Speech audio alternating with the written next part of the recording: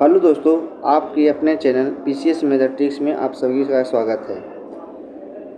आज के इस वीडियो लेक्चर में जो हमने घटना चक्र पूर्वावलोकन की भारतीय इतिहास की श्रृंखला जो स्टार्ट किया है, उस क्रम में प्राचीन इतिहास और उससे संबंधित साहित्यकार जो हैं उनसे संबंधित जो क्वेश्चन हमारे प्रीवियस ईयर में पूछे गए हैं हम उसको डिस्कस करेंगे। और साथ ही आप लोगों के लिए दृष्टि आईएएस द्वारा प्रकाशित मंथली करंट अफेयर्स में जो मॉडल पेपर दिया हुआ है उसका बहुत अच्छे ढंग से बहुत अच्छे रूप में पूरे व्याख्यात्मक तरीके से हमने उस पेपर को सॉल्व कराया है, तो आप वहां जाकर देख सकते हैं, आपके इसी चैनल पे पड़ा हुआ है।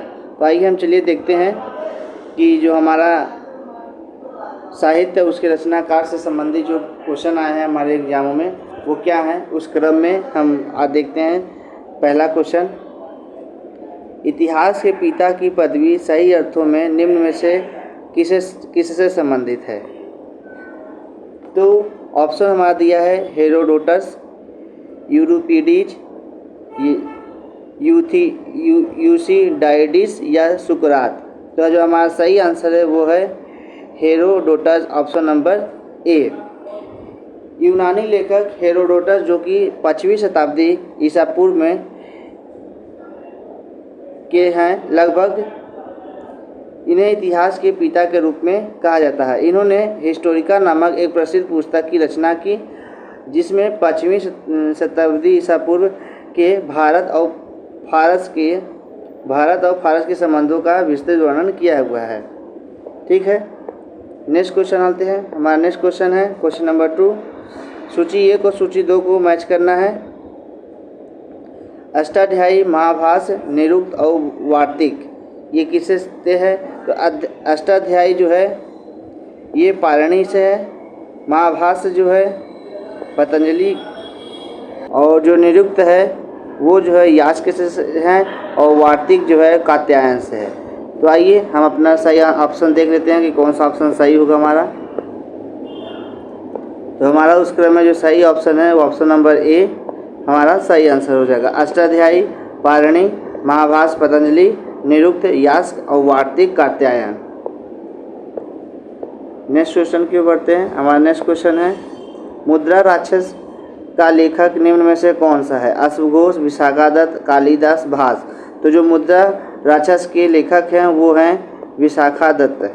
ठीक है, विशाखादत्त की रचना जो है विशाखादत्त जी ने मुद्रा राक्षस की बुक की रचना की है। इस ग्रंथ में मौर्य इतिहास मुख्यतः चंद्रगुप्त मौर्य के जीवन काल से संबंधित है। ठीक है, नेक्स्ट क्वेश्चन देखते हैं। मुद्रा राक्षस के रचयिता कौन है। अभी हमने पढ़ के आया Vishakhadatta, option number C. Next question है क्वेश्चन नंबर 5। निम्नलिखित साहित्य की शास्त्रीय पुस्तकों में से कौन गुप्त काल में लिखी गई है। गुप्त काल में कौन से वो लिखी गई है हमें ये बताना है। अमरकोश, कामसूत्र, मेघदूत और मुद्रा राक्षस। तो ये चारों रचनाएं जो हैं गुप्त काल की हैं। तो हमारा जो सही ऑप्शन हो जाएगा ऑप्शन नंबर डी 1, 2, 3 एंड 4। ठीक है, नेक्स्ट क्वेश्चन की ओर बढ़ते हैं। 10 कुमार चरितम के रचनाकार कौन है। तो ये जो है दंडीन है। 10 कुमार चरितम के रचनाकार जो है दंडीन है। अगर हम बात करें सूरदास की, तो सूरदास ने सूर सागर, सूर, शरावली, साहित्य लहरी ये विभिन्न प्रकार के इनकी रचना है। तुलसीदास की बात करें तो तुलसीदास जो है रामचरितमानस, विनय पत्रिका और कवितावली इनकी फेमस रचना है। कालिदास की अगर बात करें तो कालिदास जो है अभिज्ञान संकुतलम, कुमार संभवम, ऋतु संहारम, मालविका अग्निमित्रम और विक्रमोर्वशीयम और मेघदूतम। साथ में और देख लेते हैं, भवभूति जी हैं जो उत्तर रामचरितम और कुमारदास जी है जानकी हरणम। ये 2 किताबों की रचना इन्होंने की है। तो ये बहुत ही इम्पोर्टेंट सेक्शन है, इससे कई बार क्वेश्चन पूछे गए हैं, तो आप इसे ध्यान देंगे। ठीक है, देखिए 10 कुमार चरित किसकी रचना है। तभी हमने पढ़ के आया है भारवी की रचना है। ठीक है, दस कुमार चरित्र। नेक्स्ट क्वेश्चन चलते हैं। हमारा नेक्स्ट क्वेश्चन जो है, कुमार संभवम महाकाव्य किस कवि ने लिखा है? तो हमने अभी आपको बताया कि ये कालिदास जी ने लिखा है। निम्नलिखित में से कौन सा नाटक कालिदास ने नहीं लिखा है? कौन सा नहीं लिखा है यहाँ पे हमसे पूछा गया है। तो मालविकाग्निमित्रम लिखा है, अभिज्ञान संकोथनम लिखा है और कुमार संभवम लिखा है। जानकी हरणम नहीं लिखा है। आप लोग कमेंट करके बताइए जानकी हरणम किसने लिखा है। अभी हमने जैसे इसके ऊपर पढ़ के आए हैं। ठीक है, तो नेक्स्ट क्वेश्चन है हमारा, निम्नलिखित में से कौन सी पुस्तक कालिदास द्वारा नहीं लिखी गई है? ये भी देखिए, तो पूछा गया नहीं लिखी गई है। तभी हमने बताया मेघदूतम लिखा गया है, कुमार संभवम लिखा गया है और ऋतु संहारम लिखा गया है। तो हमारा जो नहीं लिखा गया है वो है उत्तर रामचरितम। तो हमने अभी भी ये भी पढ़ के आए हैं, तो आप कमेंट करके बताइए कि उत्तर रामचरितम किसने लिखा है। हमने अभी आपको जस्ट इसके पहले बताया। ठीक है, नेक्स्ट क्वेश्चन, क्वेश्चन नंबर 11, उत्तरी भारतीय शास्त्रीय संगीत का बाइबल ग्रंथ संबंधित है, किससे संबंधित है? तो वो नाट्य शास्त्र से संबंधित है। भारतीय शास्त्रीय संगीत का जो बाइबल ग्रंथ है वो नाट्य शास्त्र से संबंधित है। ठीक है, नेक्स्ट क्वेश्चन की ओर बढ़ते हैं। क्वेश्चन नंबर 12, पारणी, वात्सायन, चाणक्य और कल्हण, जो इनके जो रचना है हमें मैच करके बताना है। तो पारणी क्या है? पारणी का जो है अष्टाध्यायी से मैच होगा। और वात्सायन जो है उन्होंने क्या लिखा है? वात्सायन जो है क्या लिखा है? कामसूत्र। और चाणक्य जी ने क्या लिखा है? अर्थशास्त्र। ये सभी को पता है। और कल्हण जो है राष्ट्ररंगणी। ठीक है, तो हमारा जो सही आंसर हो जाएगा ए का थर्ड। ए का थर्ड जो है हमारा ऑप्शन नंबर ए में दिया है, तो हमारा सही आंसर हो जाएगा ए। ठीक है, नेक्स्ट क्वेश्चन की बढ़ते हैं। कल्हण की पुस्तक का नाम क्या है? तो अभी हमने पढ़ के आया राष्ट्ररंगणी।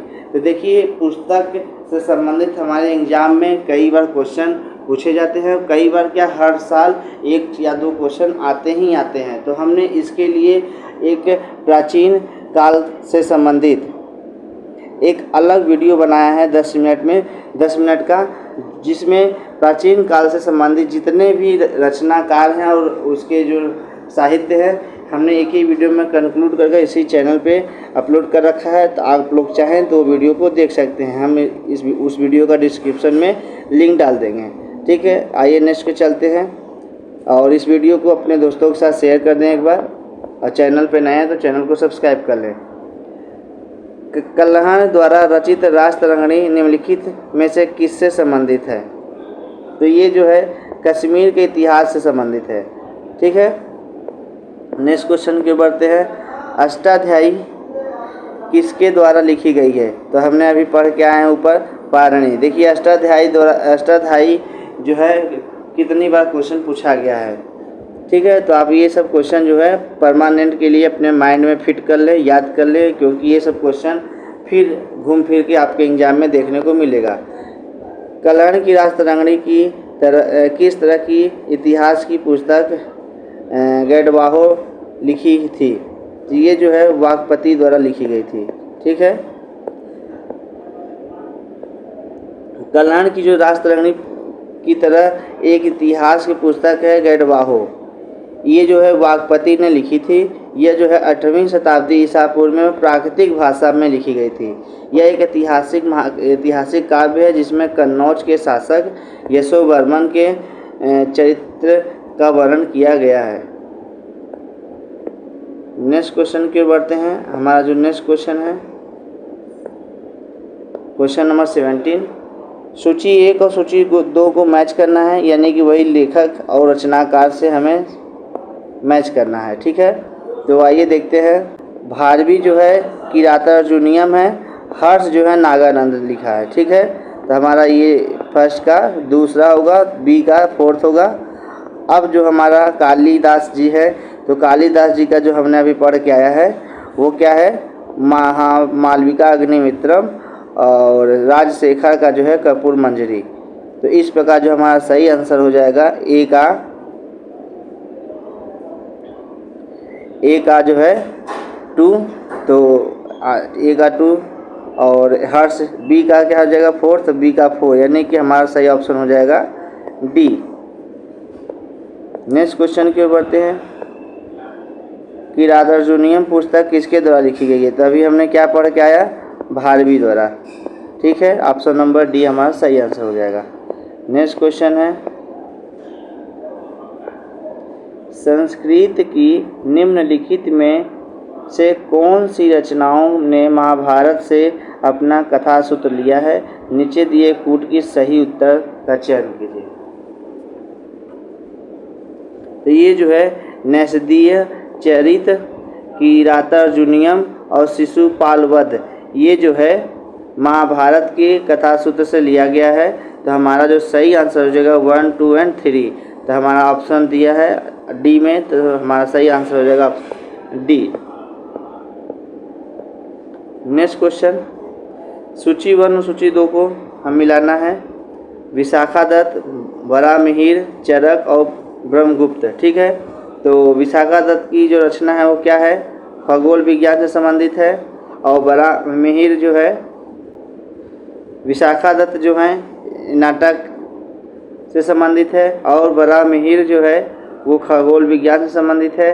और चरक क्या है, चरक जो है चिकित्सा से संबंधित है। और ब्रह्मगुप्त जो है गणित से संबंधित है। तो हमारा सही आंसर हो जाएगा वो ऑप्शन नंबर सी, हमारा सही आंसर होगा। ठीक है, नेक्स्ट क्वेश्चन की बढ़ते हैं। क्वेश्चन नंबर 21, ये भी मैच करने के लिए दिया हुआ है, सूची 1 सूची 2 से मैच करना है। और ये जो है 69 बीपीएससी में पूछा गया था। तो आप लोग जो लोग बिहार बीपीएससी से हैं, जो बिहार से की तैयारी कर रहे हैं, बिहार पीसीएस की, तो उनके लिए भी ये उतना इम्पोर्टेंट है जितना यूपी आरओआर यूपी पीसीएस के लिए सीरीज इम्पोर्टेंट है। तो आप लोग भी ये ज़रूर देखें। और 30 सितंबर को जो है बीपीएससी का एग्ज़ाम पहले से कैलेंडर में हमें बताया गया है।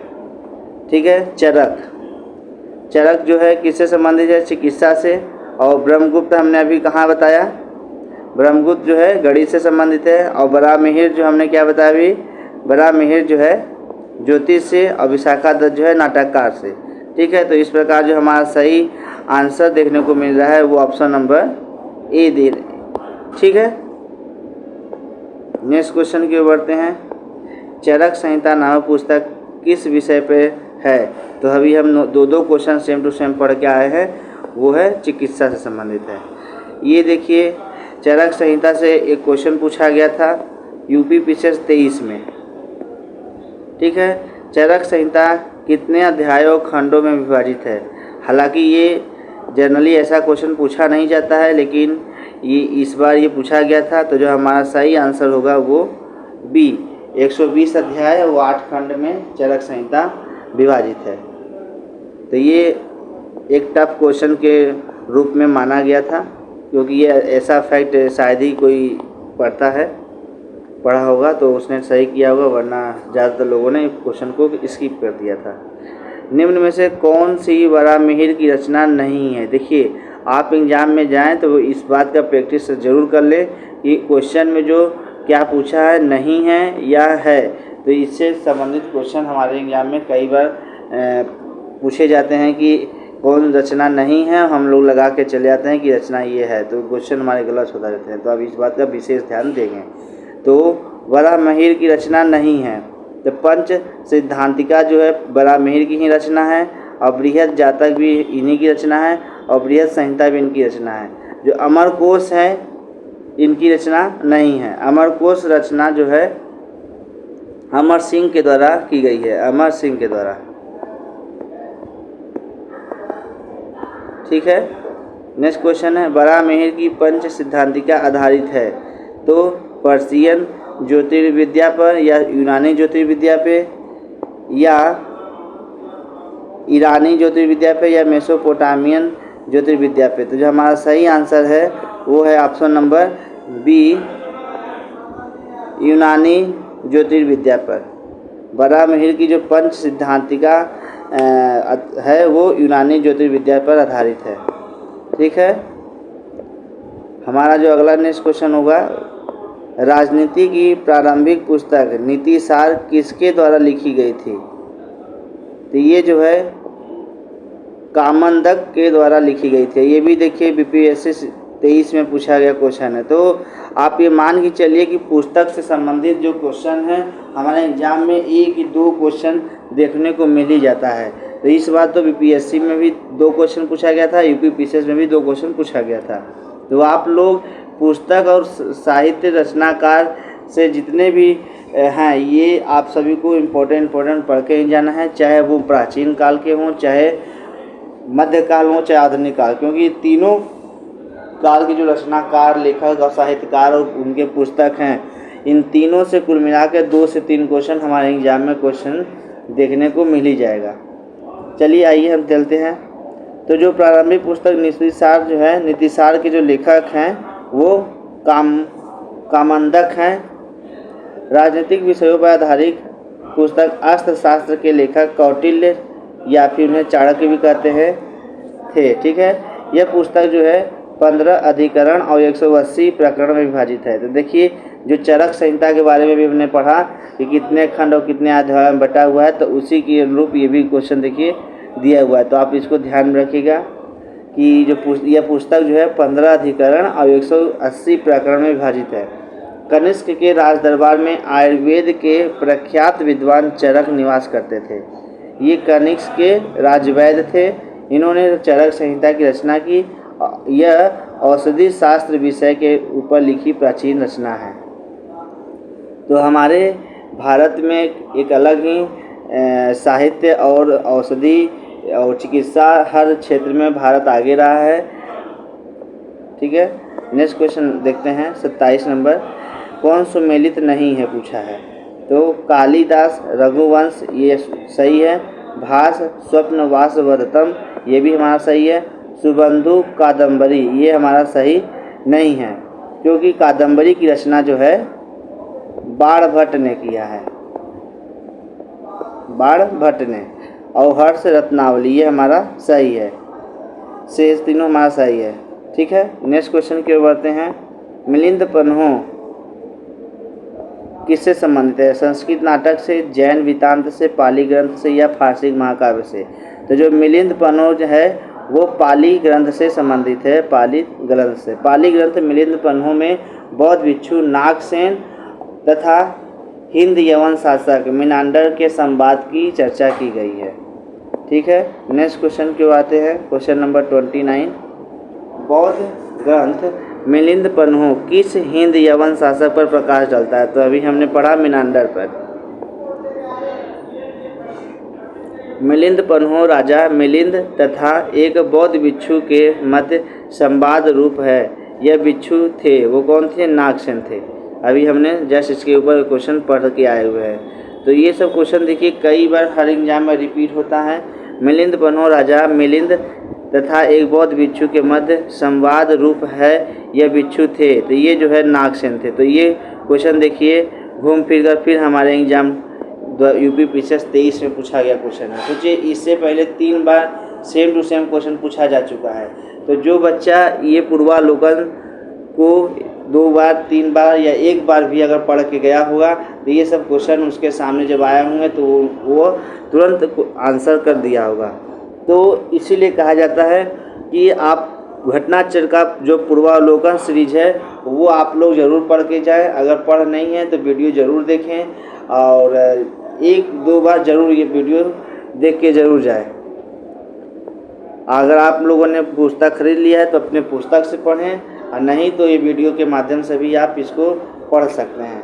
कोई ज़रूरी नहीं है कि आप पुस्तक ही खरीदें। और ये वीडियो से देखने का फ़ायदा ये भी होता है कि आप जहाँ कहीं भी हैं, खाना खाते समय, सोते समय, तो देख सकते हैं। और जो घरेलू महिलाएं हैं, जो गृहस्थ महिलाएं हैं और वो तैयारी कर रही हैं, तो वो लोगों के लिए और भी अच्छा है कि अगर आप कुछ घर का अपना काम भी कर रहे हैं तो काम करते हुए वीडियो आप चालू कर देंगे, वीडियो अपना चलता रहेगा और आप काम भी कर लेंगे और आपकी पढ़ाई भी साथ साथ हो जाएगी। चलिए ठीक है, तो इसी बात पे आप किसी अपने दोस्त मित्र ग्रुप में एक वीडियो को शेयर कर दीजिए ताकि इस चैनल को सपोर्ट मिले और मुझे एक मोटिवेशन मिले कि जो मैं आप सभी के लिए जो भी थोड़ा बहुत मेहनत कर रहा हूँ वो मुझे लगे कि हाँ आप सब उसका मुझे फल दे रहे हैं, आपके शेयर और सिर्फ लाइक से मुझे मिल जाएगा। भारतीय इतिहास के संदर्भ में निम्नलिखित मूल ग्रंथों पर विचार कीजिए। नीति प्रकरण, परिशिष्ट पर्वन, अवदान शतक या त्रिशस्ति लक्षण महापुराणम। उपयुक्त में से कौन जैन धर्म से संबंधित है? तो जो जैन धर्म से संबंधित है वो सिर्फ इसमें दो है, परिशिष्ट पर्वन और त्रिशस्ति लक्षण महापुराण। ठीक है, तो 2 और 4 हमारा सही ऑप्शन हो जाएगा, 2 और 4। ठीक है, नेक्स्ट क्वेश्चन की ओर बढ़ते हैं। हमारा नेक्स्ट क्वेश्चन है क्वेश्चन नंबर 33। वह धार्मिक पुस्तक जिसमें कृषि कर्म की 8 विभिन्न अवस्थाओं का वर्णन मिलाता है, तो वो जो है मिलिंद पन्हु नामक धार्मिक पुस्तक में कृषि कर्म की 8 विभिन्न अवस्थाओं का वर्णन मिलता है। यह पुस्तक जो है बौद्ध भिक्षु नागसेन, अभी हमने ये सेम ऐसा ही ऊपर बहुत 3-4 क्वेश्चन पढ़ के आए हुए हैं। ठीक है, ये जो है पाली भाषा में लिखा हुआ पुस्तक है। इस पुस्तक में नागसेन और हिंद यवन शासक मिनांडर का वार्तालाप वर्णित है, अभी हमने ये देखते हुए आए हैं। ठीक है, नेक्स्ट क्वेश्चन है सूची 1 और सूची 2 को सम्मिलित कीजिए और तथा सूचियों के नीचे दिए गए कूट से सही उत्तर को चुनिए। दरबारी कवि और राजा, ये हमें बताना है कि किस राजा के दरबार में कौन सा कवि रहता था। तो अमीर खुसरो जो है वो अलाउद्दीन खिलजी के दरबार में रहता था। कालिदास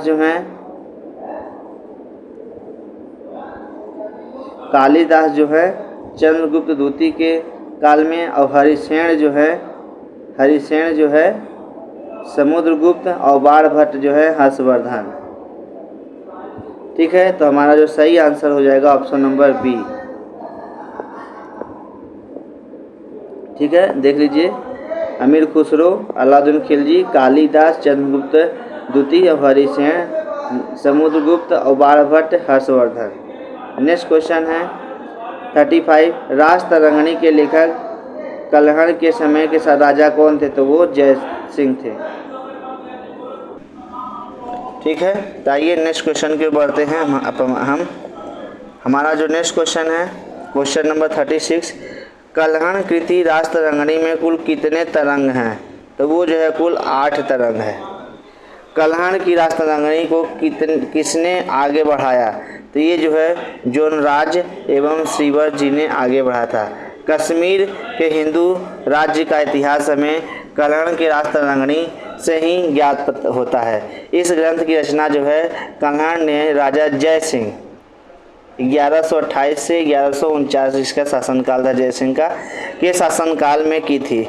कश्मीर के शासक जैनुल आबादीन द्वारा संरक्षित 2 विद्वानों, वो विद्वान कौन थे? जोनराज और उनके शिष्य श्रीवर ने कल्हड़ की राजतरंगिणी को आगे और विस्तार किया और आगे बढ़ाया।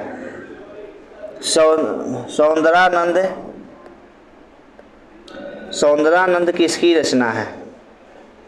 सौंदरानंद किसकी रचना है? तो ये जो है अश्वघोष की है। सौंदरानंद जो है अश्वघोष की रचना है। अश्वघोष कुषाण शासक कनिष्क के राजकवि थे, ये भी आपको याद रखना है। इनकी रचनाओं में बुद्ध चरितम, सौंदरानंद और सारीपुत्र प्रकरण, ये 3 रचना इनकी है अश्वघोष की। तो अश्वघोष से संबंधित भी क्वेश्चन पूछे गए एग्जाम में कई बार, तो आप उसे भी याद करना है। नागानंद रत्नावली एवं प्रियदर्शिका के लेखक कौन है? तो ये जो हर्षवर्धन है। तो हमने अभी नागानंद और रत्नावली के बारे में बताया था। एक और है प्रियदर्शिका जो है वो भी हर्षवर्धन का ही रचना है। नेक्स्ट क्वेश्चन है हर्षवर्धन ने निम्नलिखित में से किन रचनाओं का लेखन किया है? तो प्रियदर्शिका हमने पढ़ा, नागानंद पढ़ा और रत्नावली पढ़ा। ठीक है, हर्षचरित हमने नहीं पढ़ा। तो हमारा जो है 1, 2 और 4 ये देखिए यूपी आर ओ 2014 में पूछा गया क्वेश्चन है। तो आपको क्वेश्चन ऐसा हो ही नहीं सकता कि साहित्य और रचनाकार से आपके एग्जाम में क्वेश्चन न मिले, चाहे वो आप पीसीएस का पेपर दें या फिर आर ओ का पेपर दें या बिहार पीसीएस का पेपर दें या कोई भी स्टेट पीसीएस का पेपर देंगे, अदरवाइज कोई भी कंपटीशन एग्जाम देंगे वहाँ से बुक एंड उसके ऑथर से संबंधित क्वेश्चन पूछे ही जाते हैं। तो आपको ये वाला टॉपिक तो पूरा तैयार करके जाना है और किसी भी कीमत पे इस टॉपिक से आंसर गलत नहीं होने चाहिए, क्योंकि हमें पता है कि एग्जाम में 2 से 3 क्वेश्चन आना है, तो हम क्यों थोड़े से मेहनत करके उसको क्यों न ले लें नंबर को अपने झोली में। ठीक है, नेक्स्ट क्वेश्चन, किस नाटक की रचना हर्षवर्धन द्वारा की गई? तो हमने अभी पढ़ के आए प्रियदर्शिका। ठीक है, निम्नलिखित 4 ग्रंथों में से कौन सा विश्वकोशीय ग्रंथ है? तो विश्वकोशीय ग्रंथ जो है बृहद संहिता है। बृहद संहिता गुप्त काल में वराहमिहिर द्वारा संस्कृत में रचित ये रचना है। ठीक है, नेक्स्ट क्वेश्चन है, प्राचीन भारत के इतिहास के संदर्भ में भवभूति, हस्तिमल तथा क्षेमेश्वर क्यों प्रसिद्ध है? ये जो है नाटककार थे इसीलिए प्रसिद्ध है। अगर हम बात करें प्राचीन भारत के इतिहास के संदर्भ में, तो भवभूति, हस्तिमल तथा क्षेमेश्वर प्रसिद्ध नाटककार थे। 8वीं शताब्दी के संस्कृत भाषा के प्रमुख नाटककारों में भवभूति का नाम बहुत ही उल्लेखनीय है। उनकी प्रसिद्ध रचना जो है महावीर चरितम और मालती माधव और उत्तर रामचरितम है। ठीक है, और हस्तिमल की बात किया जाए तो ये होयसल राज्य के प्रसिद्ध नाटक एवं कन्नड़ भाषा के कवि थे। इन्होंने विक्रांत कौरव और मैथिली कल्याण सहित अनेक नाटकों की रचना की। और क्षेमेश्वर की अगर हम बात करते हैं तो ये भी प्राचीन काल के महान नाटककार थे। इन्होंने चंड कौशिक नामक नाटक की रचना की है। ठीक है, तो आइए नेक्स्ट क्वेश्चन की बढ़ते हैं। हमारा अगला नेक्स्ट क्वेश्चन 44, निम्नलिखित में से कौन सा सुमेलित है? मृच्छकटिकम, बुद्धिचरित, मुद्रा राक्षस और हर्षचरित। तो अभी हमने इसमें से कई क्वेश्चन पढ़ के आए हैं, तो बताइए। मृच्छकटिकम जो है शूद्रक से है, तो ये हमारा सही है। बुद्धचरित जो है वसुबंधु से नहीं है। मुद्रा राक्षस विशाखादत्त से है और हर्षचरित जो है वारभर से है। तो हमारा 1, 3 और 4 तो हमारा सही ऑप्शन हो जाएगा बी। बताइए, अभी हमने बुद्ध चरितम को बताया अभी इसके जस्ट ऊपर क्वेश्चन में, तो आप लोग कमेंट करके बताइए क्या है वो। क्वेश्चन नंबर 45, प्राचीन भारत के विद्वान और साहित्यकारों के संदर्भ में निम्नलिखित कथनों पर विचार कीजिए। पारणी पुष्यमित्र शुंग से संबंधित है, तो ये जो है पारणी पुष्यमित्र शुंग से संबंधित नहीं है, तो हमारे ये गलत हो जाएगा। अमर सिंह हर्षवर्धन से संबंधित है, तो ये भी हमारा गलत हो जाएगा। कालिदास चंद्रगुप्त थर्ड से संबंधित है, चंद्रगुप्त सेकंड से संबंधित है, तो ये हमारा जो सही है। तो हमारा जो सही आंसर हो जाएगा ऑप्शन नंबर सी, केवल 3। चंद्रगुप्त द्वितीय जो थे विक्रमादित्य के नाम से प्रसिद्ध थे और उनकी प्रशंसा में चीनी यात्री फाहियान ने भी की है। इनके नवरत्नों की प्रसिद्ध सार्वकालिक रही है। नवरत्नों में सर्वोत्कृष्ट महाकवि जो है वो कालिदास एक थे। अगले क्रम में महान चिकित्सक धन्वंतरी थे। तीसरे खगोल विज्ञान वराहमिहिर, चौथे कोशकार। ठीक है, अमर सिंह, 5वें वास्तुकार शंकु, 6ठे रत्न जो थे वो फलित ज्योतिषी छपड़क थे, 7वें जो हैं वो है व्याकरण वर रुचि, 8वें जो है जादूगर बेताल भट्ट और 9वें जो हैं घट करपर महान पूर्तिज्ञ थे। पतंजलि पुष्यमित्र शुंग से संबंधित हैं। ठीक है, जबकि पारणी की बात की जाए तो पारणी जो है 7वीं शताब्दी में के आसपास थे और महाभाष्य पतंजलि द्वारा रचित व्याकरण रचना है। तो आप ये क्वेश्चन देख सकते हैं। नेक्स्ट क्वेश्चन की ओर बढ़ते हैं। सूची 1 और सूची 2 को मिलाना है। ग्रंथकार और मूल ग्रंथ क्या है, तो हमें ये बताना है। ग्रंथकार और मूल ग्रंथ क्या है ये हमें बताना है। ठीक है, क्वेश्चन नंबर 46, वराहमिहिर। तो वराहमिहिर किससे संबंधित है, अभी हमने बताया। मिहिर जो है अभी हमने क्या बताया, बृहद संहिता से संबंधित है। और विशाखा दत्त जो है देवी चंद्र गुप्तम से संबंधित है, और शूद्रक जो है मृच्छकटिकम से संबंधित है। ठीक है, और बिल्हड़ जो है बिल्हड़ विक्रमांक देव चरित्र से संबंधित है। तो आइए हम मैच करा लेते हैं। सी का 2, तो सी का जो 2 है वो ऑप्शन नंबर बी में दिया हुआ है, इसका मतलब सही आंसर हो जाएगा बी। नेक्स्ट क्वेश्चन की ओर बढ़ते हैं। हमारा नेक्स्ट क्वेश्चन जो है, प्राचीन भारतीय इतिहास के संदर्भ में निम्नलिखित युग्मों पर विचार कीजिए। साहित्यकार की कृति दी हुई है और रचनाकार दिया है। ठीक है, देवी चंद्रगुप्त, हमीर महाकाव्य, मिलिंद पन्हु और नीति वाक्यामृत। तो जो इसमें सही सुमेलित है हमें वो बताना है। ठीक है, ये जो है IAS की परीक्षा 2023 में पूछा गया प्रश्न है। तो इसके ऑप्शन आप देख सकते हैं कितना डिफरेंट है। इसमें आपको पता नहीं चलेगा कि कौन सा सही है जब तक आपको कंफर्म ना पता हो। केवल 1, केवल 2, केवल 3 या केवल, यानी कि सभी 4। ठीक है, तो हमारा जो आंसर है इसमें देवी चंद्रगुप्त जो है बिल्हड़ नहीं है, तो ये हमारा गलत हो जाएगा। हमीर महाकाव्य जो है नय चंद्र सूरी, ये हमारा सही है। मिलिंद पन्हु नागार्जुन नहीं है, मिलिंद पन्हु जो है हमने बताया नागसेन है। और नीति वाक्यामृत जो है सोमदेव सूरी, ये हमारा सही है। तो इस 4 ऑप्शन में हमारा जो है 2 सही है, 2 गलत, यानी केवल 2 ऑप्शन जो है हमारा सही होगा, option number B. Next question की ओर देखते हैं।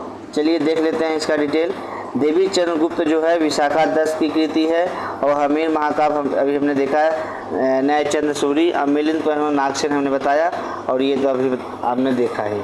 ठीक है, नेक्स्ट क्वेश्चन की ओर बढ़ते हैं। हमारा नेक्स्ट क्वेश्चन है, निम्नलिखित में से परमार राजवंश के इतिहास पर प्रकाश डालने वाला स्रोत कौन सा है। तो पद्मगुप्त का नव साहसक सचरित, मेरुतुंग की प्रबंध चिंतामणि और उदयपुर की प्रशस्ति, ये तीनों है, ये तीनों है। ठीक है, नेक्स्ट क्वेश्चन है 49, निम्नलिखित युगों में से कौन सुमेलित नहीं है। तो कर्पूर मंजरी जो है हर्ष से नहीं सुमेलित है, तो ये गलत हो जाएगा। मालविका अग्निमित्रम कालिदास, मुद्रा रक्षा विशाखा दत्त और सौंदरानंद ये सुघोष। तो हमारा जो सही आंसर हो जाएगा ऑप्शन नंबर ये। कर्पूर मंजरी जो है हर्ष की रचना नहीं है, बल्कि गुर्जर प्रतिहार के दरबारी कवि राजशेखर की रचना है, राजशेखर की रचना है। शकुंतलम किसने लिखा है। तो शकुंतलम किसने लिखा है, कालिदास जी ने लिखा है Shakuntalam, option number C. Kalidas के 7 ग्रंथ हैं। ठीक है, वो रघुवंशम, कुमार संभवम, मेघदूतम, ऋतु संहारम, मालविका अग्निमित्रम, विक्रमोर्वशीयम या अभिज्ञान शकुंतलम। ठीक है, इनमें से 2 महाकाव्य हैं, 2 खंडकाव्य हैं, और 3 जो है नाटक ग्रंथ हैं। ठीक है, नेक्स्ट क्वेश्चन देख लेते हैं। कालिदास की साहित्यिक कृति में कौन सी नहीं है। तो हमने अभी 7 देखा है, तो इसमें जो है मृच्छकटिकम नहीं है। मृच्छकटिकम किसका है, शूद्रक का है। ठीक है, नेक्स्ट क्वेश्चन है, कालिदास रचित मालविका अग्निमित्रम नाटक का नायक कौन है। तो ये जो है अग्निमित्र, इसी से पता चल रहा है अग्निमित्र। ठीक है, नेक्स्ट क्वेश्चन है 53, प्राचीन भारत की निम्नलिखित पुस्तकों में से एक में शुंग राजवंश के संस्थापक के पुत्र की प्रेम कहानी है। मालविका अग्निमित्र।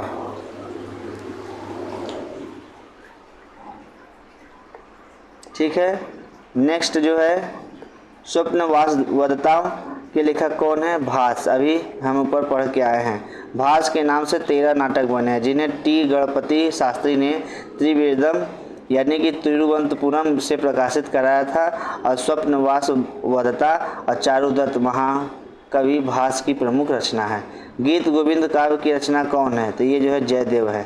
गीत गोविंद के काव्य की रचना जय गोविंद है। गीत गोविंद के गीतकार जयदेव किसकी सभा को अलंकृत करते थे। तो ये जो है लक्ष्मण सेन की सभा को अलंकृत करते थे। 57 गीत गोविंद की रचयिता कौन है? तो गीत गोविंद के रचयिता जो हैं वो जयदेव है। अभी हमने ऊपर के क्वेश्चनों में ये पढ़ा है। ठीक है, नेक्स्ट क्वेश्चन पे बढ़ते हैं। सूची 1 और सूची 2 से मिलान करना है। ये भी जो है रचनाएं और उनके विषय से संबंधित हैं। ठीक है, तो बताइए अष्टांग संग्रह, 10 रूपक, लीलावती और महाभाष्य, इन सभी के उनके विषय क्या हैं, हमें ये बताना है। तो अष्टांग संग्रह के जो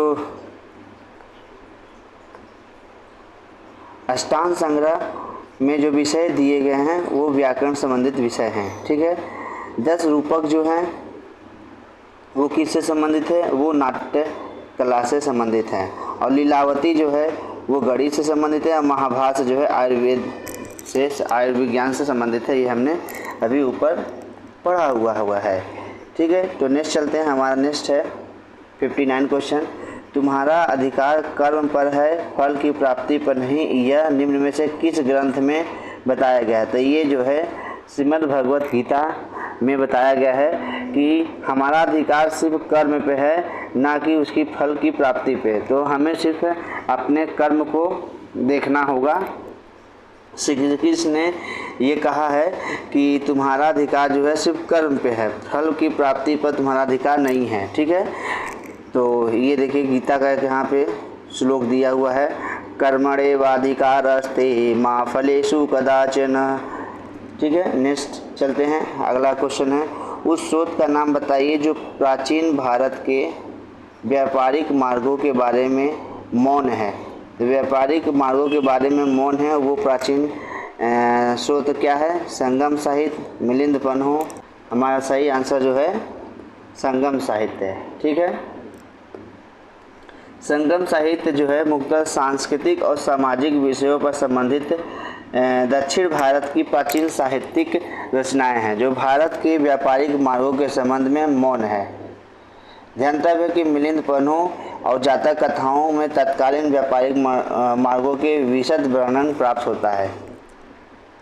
ठीक है, नेक्स्ट क्वेश्चन 61। जो यहाँ यह एक अन्यंत्र भी है, जो यहाँ नहीं है वह कहीं नहीं है, यह निम्न में से किस ग्रंथ में कहा गया है? तो ये जो है महाभारत में कहा गया है। महाभारत में उपयुक्त कथन जो है मिलता है। नेक्स्ट क्वेश्चन की आते हैं। प्राचीन भारत का वह ग्रंथ जिसका 15 भारतीय और 40 विदेशी भाषाओं में अनुवाद किया गया है, तो वो है पंचतंत्र। प्राचीन भारत पूरा पुस्तक जो है पंचतंत्र का 15 भारतीय और 40 विदेशी भाषाओं का अनुवाद है। इसके मूल लेखक जो हैं विष्णु शर्मा जी हैं। रूडगर्टन के अनुसार पंचतंत्र जो है 50 से अधिक भाषाओं में 200 से अधिक स्वरूप उपलब्ध हैं। यह भारत की सर्वाधिक अनुवादित साहित्यिक पुस्तक मानी जाती है। मुगल काल में पंचतंत्र का फारसी अनुवाद जो है आयर ए नादानीस यानी अबुल फजल द्वारा किया गया था। ठीक है, नेक्स्ट क्वेश्चन चलते हैं 63। पंचतंत्र मूल रूप से लिखी गई है, तो ये जो है विष्णु शर्मा द्वारा लिखी गई है, अभी हमने जस्ट देखा। अब नेक्स्ट क्वेश्चन आते हैं। सूची 1 को सूची 2 से मिलान कीजिए तथा सही उत्तर का चयन कीजिए। तो सूची 1 में दिया है लेखक और सूची 2 का दिया है ग्रंथ दिया है। तो अभी हमने पढ़ा क्या, देखते हुए आए हैं। शूद्र को हमने पढ़ा मृच्छकटिकम। ठीक है, कल्हार को हमने पढ़ा राजतरंगिणी। ठीक है, तो मैच कर लेते हैं। देखिए बी का तीसरा है, तो बी का तीसरा हमारा ये बी ऑप्शन में दिख रहा है, तो हमारा जो सही ऑप्शन होगा बी। अगर आपको एग्जाम में ऐसे ही 4 बुक या कोई 4 साहित्यकार दिए हैं, उनमें से अगर आपको 1-2 100% कन्फर्म है तो आप मैक्सिमम क्वेश्चन जो है इस प्रकार सॉल्व कर सकते हैं। अगर आपको चारों नहीं पता है फिर भी, तो देखिए सर वर्मा जो है, कांतरत जो है, और विज्ञानेश्वर जी का जो रचना है वो मिताक्षरा है।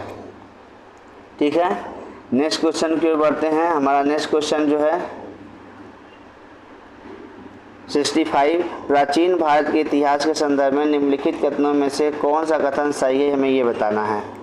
ठीक है, मिताक्षरा ऊंची जाति की सिविल विधि थी और दायभाग निम्न जाति की सिविल विधि थी। तो ये हमारा जो है असत्य कथन है। मिताक्षरा व्यवस्था में पुत्र अपने पिता के जीवन काल में ही संपत्ति के अधिकार का दावा कर सकते थे, जबकि दायभाग व्यवस्था में पिता की मृत्यु के उपरांत ही पुत्र संपत्ति पर अधिकार का दावा कर सकते थे। तो ये जो हमारा सही स्टेटमेंट है। मिताक्षरा व्यवस्था किसी परिवार के केवल पुरुष सदस्यों की संपत्ति संबंधी मामले पर विचार कर सकती थी, जबकि दायभाग व्यवस्था किसी परिवार के पुरुष एवं महिला सदस्यों दोनों के संपत्ति संबंधी मामलों पर विचार कर सकते थे। तो ये हमारा जो है गलत स्टेटमेंट है। तो हमारा जो सही स्टेटमेंट है वो खाली दूसरा है। तो यानी हमारा सही ऑप्शन हो जाएगा ऑप्शन नंबर बी, केवल 2। ठीक है, अगर हम बात करें मिताक्षरा जो है याज्ञवल्क्य की स्मृति पर विज्ञानेश्वर की टीका है। यह एक संस्कृत भाषा में लिखित धर्मशास्त्र का प्रमुख ग्रंथ है। ठीक है, जबकि दायभाग की रचना जो है जीबूती वाहन ने की है। यह एक हिंदू धर्म के संपत्ति के संबंधित जो उसके उत्तराधिकारी हैं उससे संबंधित विधि है। इस प्रकार जो है कथन एक जो है कथन असत्य है। मिताक्षरा व्यवस्था में पुत्र अपने पिता में जीवन काल में संपत्ति का अधिकार का दावा कर सकते थे, जबकि दायभाग व्यवस्था में पुत्र की मृत्यु के उपरांत ही पिता के मृत्यु के उपरांत ही पुत्र संपत्ति पर अधिकार का दावा कर सकते थे। तो ये इस कथन हमने दूसरे कथन में देखा, तो हमारा सत्य है। और तीसरा कथन देखिए क्यों गलत है। मिताक्षरा व्यवस्था किसी परिवार के पुरुष एवं महिला सदस्यों के संपत्ति संबंधी मामले पर विचार करती है और हमारे स्टेटमेंट में सिर्फ पुरुष दिया हुआ था। ठीक है, जबकि दायभाग व्यवस्था किसी परिवार के केवल पुरुषों के सदस्य संबंधी मामलों की विचार करती है। तो यहीं पे जो है अल्टरनेटिव चेंज करके हमारे स्टेटमेंट में दिया हुआ था। तो इस प्रकार हमारा तीसरा स्टेटमेंट गलत हो गया था। ठीक है, नेक्स्ट क्वेश्चन जो है क्वेश्चन नंबर 66, निम्नलिखित में से कौन बीज गणित के क्षेत्र में अपने योगदान के लिए विशेष रूप से जाना जाता है। बीज गणित के लिए कौन जाना जाता है, तो वो भास्कर जी हैं। यद्यपि भारत में बीज गणित का ज्ञान काफ़ी पहले विकसित हो चुका था तथा आर्यभट्ट और ब्रह्मपुत्र ने भी कई बीजगणितीय सिद्धांत प्रस्तुत किए थे।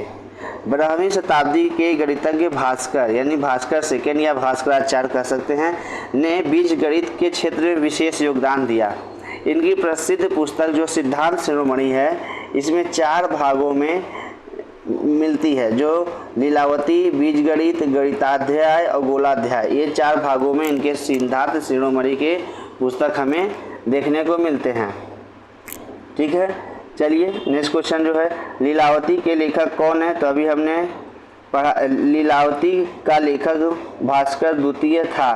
वो किससे संबंधित था, तो गणितज्ञ से संबंधित था। ठीक है, अभी हमने देखा। नेक्स्ट क्वेश्चन है गणित की पुस्तक लीलावती के लेखक कौन है, तो हमने पढ़ा भास्कराचार्य, इन्हीं को। और क्या नाम था, कमेंट करिए, अभी बताइए आप लोग। नेक्स्ट क्वेश्चन जो है 69, आर्यभट्ट थे, तो आर्यभट्ट क्या कौन थे, एक भारतीय महान गणितज्ञ और खगोल शास्त्र थे। आर्यभट्ट यानी लगभग 4वीं-5वीं शताब्दी ईस्वी। ठीक है, प्राचीन भारत के प्रसिद्ध गणितज्ञ और खगोल शास्त्री थे वो, और उनकी जो पुस्तक का नाम है वो आर्यभट्टी है, ये तो हमने देखा ही।